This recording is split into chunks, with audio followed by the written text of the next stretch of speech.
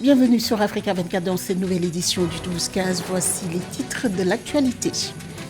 À Madagascar, la composition du nouveau gouvernement a été dévoilée. Sur les 27 postes de ministres, 15 ont été reconduits et 12 nouvelles personnalités ont été intégrées, dont 7 femmes. Au Sénégal, la liste provisoire qui compte 21 candidats retenus pour la prochaine présidentielle du 25 février a été publiée par le Conseil constitutionnel ce samedi 13 janvier. Et puis au Togo, la lutte contre le cancer est une priorité gouvernementale. Le Conseil national de lutte contre le cancer a été créé ce vendredi 12 janvier. Son objectif, renforcer la lutte contre cette maladie. Le président malgache André Rajoelina a dévoilé la composition du nouveau gouvernement ce dimanche 14 janvier, composé de 27 ministres. Au total, 15 anciens ministres ont été reconduits à leur poste, 12 nouveaux, dont 7 femmes, ont été intégrés. Cet effectif devrait être renforcé par 9 secrétaires d'État dont les noms n'ont pas été encore dévoilés. Près de 500 dossiers de candidature ont été reçus par la présidence et la primature. Les détails avec ce sujet de Midred Yamou.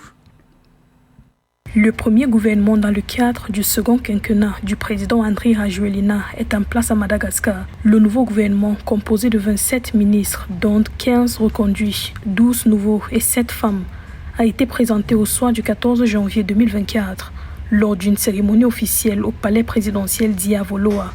La composition de la nouvelle équipe gouvernementale intervient après la reconduction de Christian Thié au poste de Premier ministre le 4 janvier 2024. Je pense que le président Rajoelina veut aller très vite et on sait qu'il aime la rapidité dans tout ce qu'il peut œuvrer, sachant les tensions qui existent à Madagascar, mais également surtout les différents challenges qui attendent ce nouveau gouvernement pour lutter contre la pauvreté et puis pour permettre vraiment à Madagascar de pouvoir émerger ce qui était l'objectif premier du président lors de son premier mandat. Le président André Rajoelina a une fois de plus préféré la continuité dans le choix de ses collaborateurs au sein de l'exécutif. La particularité du nouveau gouvernement malgache est qu'il comporte le plus jeune ministre âgé de 28 ans. Lors de la prestation de serment, les ministres se sont notamment engagés à œuvrer pour le bien de la population et à ne pas céder à la corruption. Le président Rajoelina a pour sa part souligné le changement et l'accélération du développement comme chantier majeur du nouvel exécutif. Je pense qu'aujourd'hui, avec un contexte beaucoup plus paisible sur ce second mandat, il sera très attendu et qu'on va très vite voir quelles vont être les premières mesures engagées par ce nouveau gouvernement. Près de 500 dossiers de candidature ont été reçus par la présidence et la primature. Les dossiers restants seront triés en vue de la prochaine nomination des secrétaires d'État selon le président André Rajoelina. La nomination de 9 secrétaires d'État complétera la formation du gouvernement dans les prochains jours. Au Sénégal, le Conseil constitutionnel a publié ce samedi 13 janvier la liste provisoire de 21 candidats retenus pour la présidentielle du 25 février 2024. L'actuel Premier ministre Amadou Ba du camp présidentiel y figure. Le nom d'anciens chefs de gouvernement comme Idrissa Seck et Mahamat Boun Abdallah Dionne y figurent également. Du côté de l'opposition, l'ancien maire de Dakar, Khalifa Sall, et Karim Wade, le fils de l'ex-président Abdoulaye Wade, sont sur la liste. L'opposant Ousmane Sonko en détention est le grand absent de cette liste provisoire. Les détails avec Samantha Saberou-Saboubanga. Après l'étape du parrainage, le Conseil constitutionnel du Sénégal a publié le 13 janvier 2024 la liste provisoire des candidats retenus pour l'élection présidentielle du 25 février 2024. L'institution judiciaire a retenu 23 candidats. L'opposant Ousmane Sonko, emprisonné, est le grand absent de la liste provisoire. Pour analyser correctement les résultats du Conseil constitutionnel, il faut se pencher sur les points de règlement sur lesquels se sont basés les sages pour prendre leurs décisions. Et j'invite vos téléspectateurs à consulter l'article 28 et l'article 29 de la Constitution sénégalaise. Ils verront que la plupart de ceux qui ont été rejetés ne respectent pas un, voire 2 ou 3 points de ces 2 alinéas. Et beaucoup de ceux qui ont été rejetés n'ont pas d'ancrage local. Certes, parmi ceux qui ont été qualifiés, on peut se poser des questions sur leur ancrage local. C'est comme Anta Babacar Ngom, on peut se poser la question sur son ancrage local.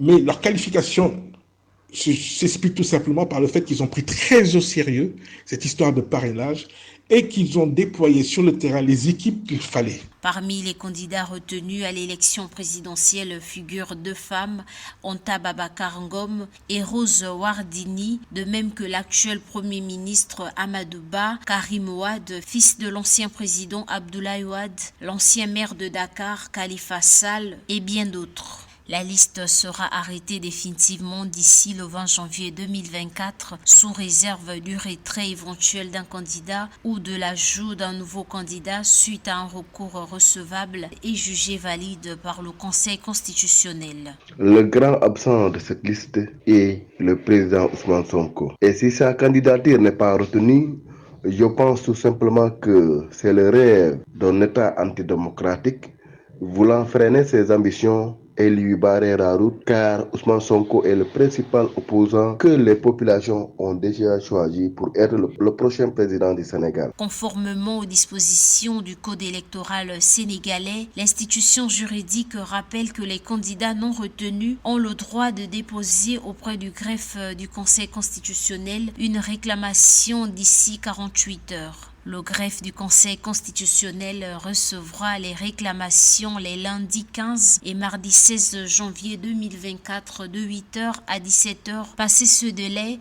les réclamations déposées ne seront pas examinées. Les Sénégalais éliront le 25 février 2025 leur 5e président. Pour ce scrutin, le président sortant Macky Sall n'est pas en liste. Au Nigeria, Dangote, la plus grande raffinerie de pétrole d'Afrique, a commencé à produire du carburant. 19 milliards de dollars est le coût de cette installation.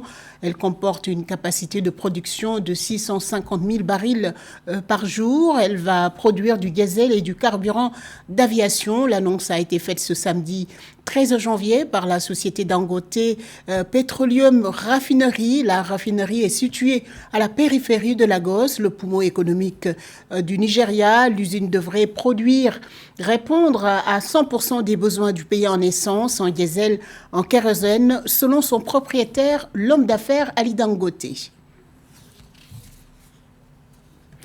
Objectif passé de 4,5% à 8,1% de croissance sur la décennie 2020-2030. Pour réaliser les ambitions d'une telle croissance, le gouvernement camerounais compte renforcer la participation du secteur privé au projet de développement économique. Pour 2024, les pouvoirs publics affichent dans la loi de finances des prévisions plus optimistes que celles des institutions financières internationales. Plus de précisions avec Catherine Gombey. Depuis novembre 2021, le Cameroun connaît une inflation galopante résultant principalement de la hausse du prix des produits de base comme le pain, le blé et les produits connexes, l'huile végétale et la viande, exigeant des acteurs économiques locaux un plus grand investissement dans les produits de grande consommation. C'est à ce titre qu'on peut ranger l'usine de blé initiée à Kribi inaugurée le 10 janvier 2024 par le ministre de l'Industrie. L'usine La Pasta du port de Kribi est une capacité de production de 12 000 sacs de farine de 50 kg par jour à l'initiative de Célestin Tawamba, président du groupement des entreprises du Cameroun, GCAM, et président fondateur de Cadiz Group. Et nous pensons que les opportunités qu'offre notre pays nous demandent, nous commandent tous les ans à nous réinventer, à nous réinvestir. Et compte tenu de l'environnement économique qui est extrêmement difficile, une inflation galopante, des coûts de production qui augmentent et un pouvoir d'achat qui baisse, ça demande donc aux acteurs économiques beaucoup d'imagination. Selon les données du ministère de l'économie et de la planification et de l'aménagement du territoire, les travailleurs au Cameroun se retrouvent à 90% dans le secteur informel. Le secteur productif est quant à lui marqué par la prédominance des très petites entreprises et petites entreprises qui représentent 98,5% de l'ensemble des entreprises. Toutefois, les moyennes entreprises et grandes entreprises, telles que celles des membres du GCAM, représentent plus de 80% du chiffre d'affaires total des entreprises. Un poids et un rôle dans la croissance économique dont est conscient le président de l'organisation patronale. Je pense que les projets, nous sommes des acteurs économiques, donc chaque année qui passe, nous devons avoir pour objectif de poser des actes concrets, créer de la valeur. Dans sa stratégie nationale de développement à l'horizon 2030, le gouvernement camerounais compte sur une croissance économique soutenue allant de 4,1% à 8,1% en moyenne sur la décennie 2020-2030. On veut de ramener le taux de pauvreté de 37,5% en 2014 à moins de 25% en 2030. Pour 2024, le taux de croissance de l'économie est estimé à 4,5% selon la loi des finances de l'exercice, contre 4% pour l'exercice 2023 ou encore 4,3% des perspectives établies par le FMI en décembre 2023. La stratégie du gouvernement dans la SND 30 est de susciter un secteur privé fort en créant des champions nationaux dans les secteurs clés de l'économie, en améliorant les partenariats publics-privés avec les grands projets, en relevant à 60% au moins la part de la commande publique attribuée aux entreprises et industries locales. Dans le reste de l'actualité au Togo, le gouvernement a adopté ce vendredi 12 janvier le décret portant création du Conseil national de lutte contre le cancer. Son objectif est de renforcer la coordination des mécanismes de lutte gouvernementale et d'améliorer la mobilisation des ressources nécessaires pour une meilleure prise en charge des malades. Samantha Saberou, Sabomanga. Dans le but de lutter efficacement contre le cancer, le gouvernement togolais a adopté le 12 janvier 2024 le décret portant création d'un conseil national de lutte contre le cancer au Togo. Ce conseil aura pour mission d'orienter et de coordonner les différentes initiatives déjà mises en place par l'exécutif et d'améliorer la mobilisation des ressources. Si le gouvernement togolais a choisi de prendre une initiative en faveur de la grave pathologie qu'est le cancer, on ne peut que s'en réjouir. Mais en général, au Togo, entre le vœu émis et la pratique, il y a toujours un fossé. Espérons qu'il n'en sera pas de même ici, mais le décret, la décision demeure assez vague parce que mobiliser les ressources, à quel niveau, à quelle quantité de ressources? Parce que, voyez-vous, le cancer est une pathologie qui nécessite beaucoup d'argent, beaucoup de fonds. Et souvent, le Togo n'est pas suffisamment équipé en appareils pour soigner les cancers. Selon les données du ministère togolais de la Santé et de l'Hygiène publique, environ 7000 nouveaux cas de cancer ont été enregistrés en 2022 au Togo. Ces statistiques soulignent l'urgence de prendre des mesures pour lutter contre cette maladie. Au niveau mondial, selon l'Organisation mondiale de la santé, l'Afrique enregistre chaque année environ 1,1 million de nouveaux cas de cancer, entraînant jusqu'à 700 000 décès. Le problème de la santé, c'est un problème grave au Togo, dans la mesure où la misère, la paupérisation de la population ne permet pas de se soigner correctement. Même avec une facture liée à 100 000 francs, beaucoup de nos compatriotes sont condamnés à mort, ou bien à prendre des breuvages fabriqués artisanalement, etc., avec les plantes, etc., où se pose toujours le problème de dosage. Donc voilà nos réalités. Bon, si cette décision est appliquée, eh bien, on s'en réjouira pour ceux qui attrapent cette pathologie-là. Le Togo s'est engagé depuis plusieurs années dans la lutte contre le cancer. Entre autres mesures déjà prises, l'adoption d'un plan national de lutte, la création d'un institut national dédié, l'élaboration de campagnes de sensibilisation et de vaccination en particulier contre le cancer du col de l'utérus ou encore la création il y a quelques semaines d'un registre national des cancers. Parallèlement, une unité de traitement de cancer infantile et un centre international de cancérologie ont été rendus opérationnels il y a 2 ans. Et maintenant, notre page sport avec José Douglas, journaliste au service des sports d'Africa 24. Bonjour José. Bonjour Aïssatou. On commence par la Coupe d'Afrique des Nations en Côte d'Ivoire avec son lot de surprises. Oui, avec quelques grosses cylindrées qui ont fait leur entrée ce lundi dans la compétition, mais toutes n'ont pas convaincu. Tout d'abord, en groupe C, le Sénégal met les compteurs à l'heure face à la Gambie, 3-0, avec des buts signés Pape Gueye et Lamine Camara à 2 reprises. Deuxième match, toujours en groupe C, avec le Cameroun qui a été surpris par la Guinée-Conakry et tenu en échec 1 but partout avec l'ouverture du score pour Mohamed Bayo dès la 10e minute et l'égalisation pour Franck Magri à la 51e minute de jeu.